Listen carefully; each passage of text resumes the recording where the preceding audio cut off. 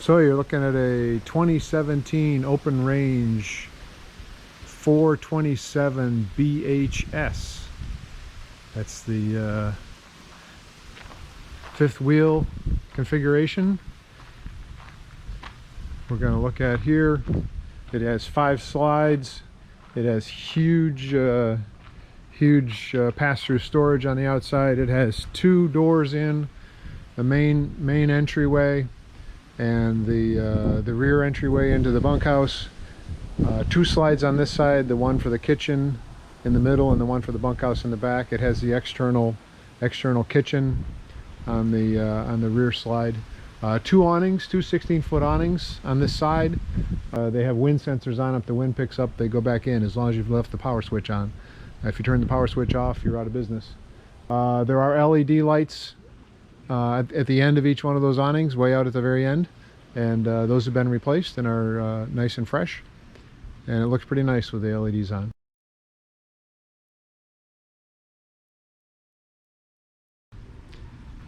Let's go in the main stairway here, and we'll work our way up. These are nice 4-step steps, so you fold up each layer and then fold them in. It's a nice setup, and let's give a nice setup. And there is a porch light down under that comes on with a switch inside, so you can see how to climb your way up. It is a RV lock, numeric entry, keyless entry scheme.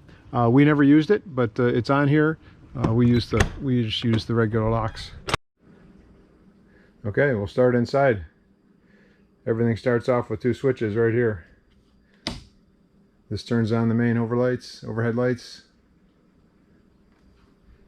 The other one turns on the little chandelier piece. You've got individual lights over each of the chairs in each of the seating areas. Just push in the center.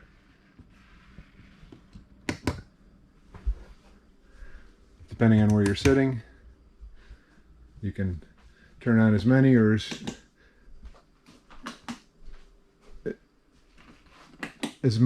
as few as you want. That way you save energy when you're not having too many lights on. Got another light over the stove as well.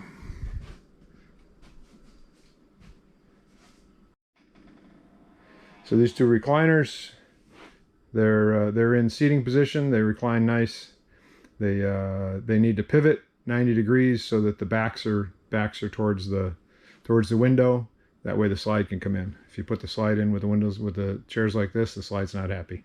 The slides come in with no carpet, so there's a connection here that's nice and solid.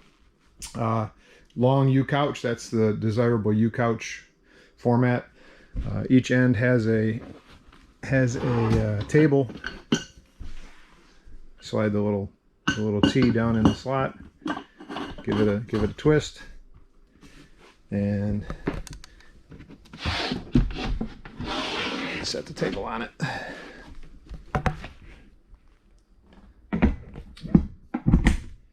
There we go.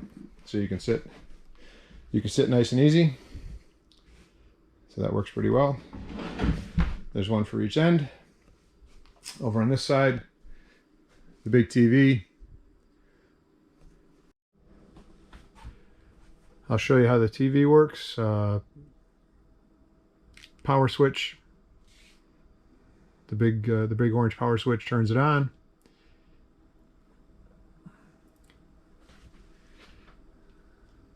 When you get to a new place, you push the menu button. It comes up that way. Then you use the scroll button to scroll the right, and the menu moves across to channels. Then the down scroll puts down to auto scan.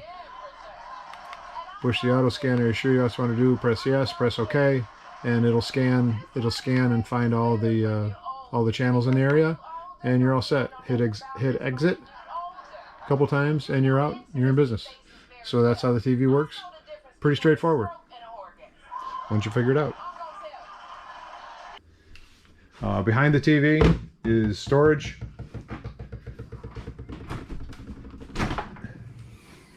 This is like your secret cabinet. I used to store guitar back in here. Guitar and keyboard.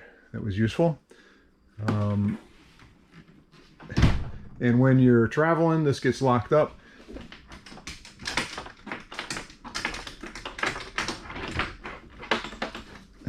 There's a Velcro latch hanging down from the top, Velcro latch from the bottom, or a buckle latch, and it gets snapped in.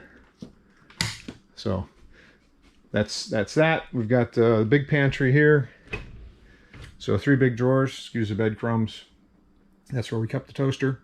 So 3 big drawers on this end, and then a set of shallower ones here.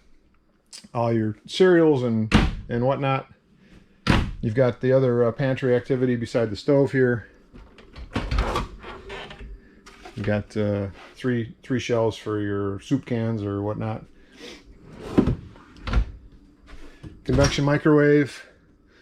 Take this stuff out when you're doing regular microwave, but you can do baking and whatnot in there. We've used the microwave quite a bit. 3 burner stove, folds up.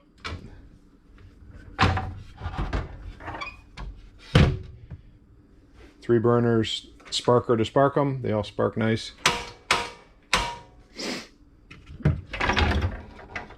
That all runs on propane. We saw the propane outside.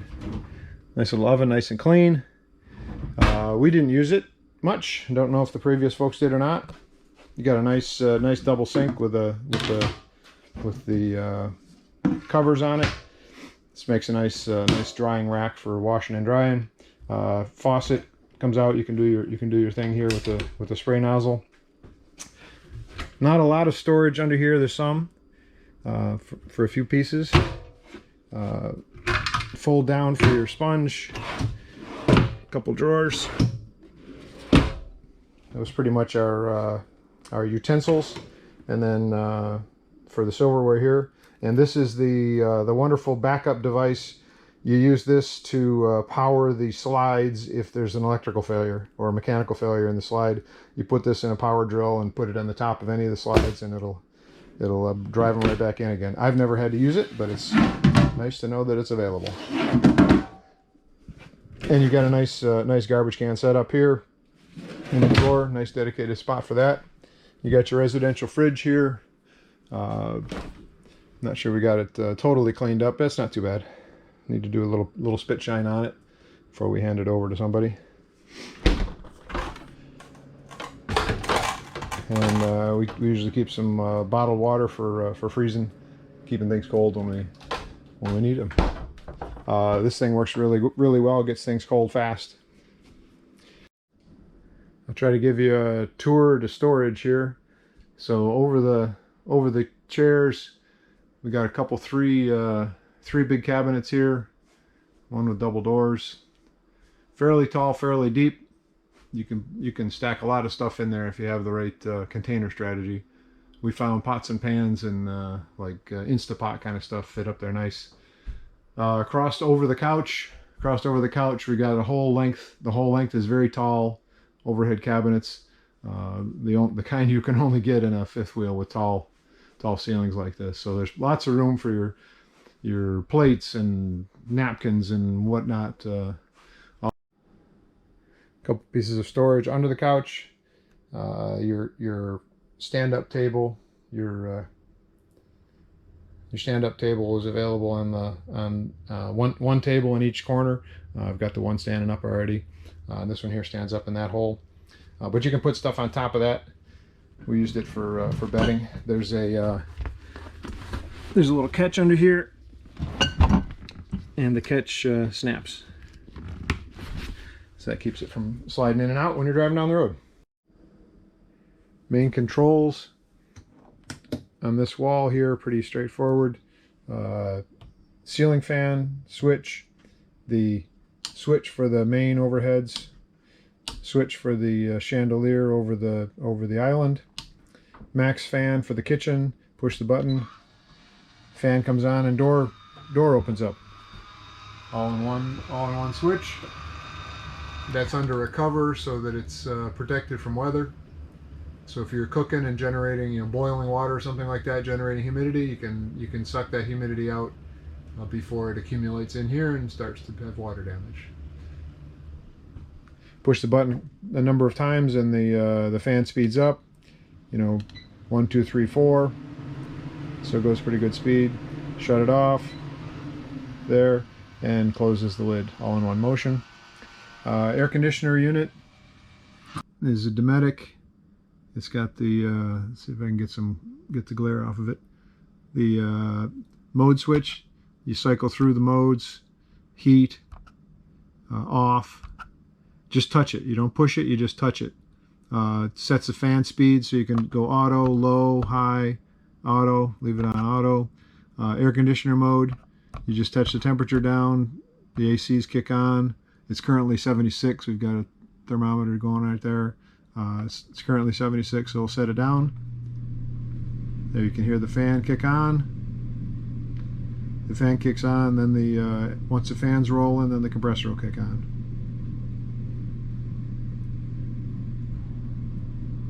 And there's the compressor coming on. There you go. So we've got the AC on, and we'll turn it off. We'll just turn the temperature up.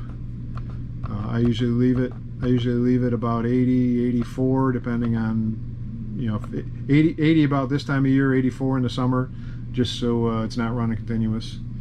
I just want to keep the humidity out and not bake stuff in here. Works pretty well. It runs through a cycle, so even though I've now set the temperature higher, it runs through a cycle to process. There it goes. So the compressor's now off and the fan's off. So that's the AC. So in the main closet here, we've got your electrical panel. They've done a really nice job of consolidating all the electronics into one spot. You've got your 2 outside main lights, the porch light that's under the front steps, a hall light here that turns on and off the light right overhead here. If you're looking for the switch that turns on the one missing light, that's the one. And then you've got your tank levels, fresh water, black tank, gray tank, second gray tank, and then a switch to switch between the 2 black tanks. So there's multiple blacks. And there's nothing in the front black tank, even though it shows it's full. It's the way the sensors get tired after a while, and haven't found a way to clean them up. We've run some detergent in them, and just doesn't work. So you just learn how much you've put in and empty it when it's time. Water heater, propane water heater, electric propane for the water heater, electric for the water heater. You turn one on, you turn propane on if you're boondocking, electric if you've got electric available, or both if you really want to heat the thing up fast. Water pump comes on and shuts itself off when the pressure builds up. There you go, and it comes back on demand as you use water.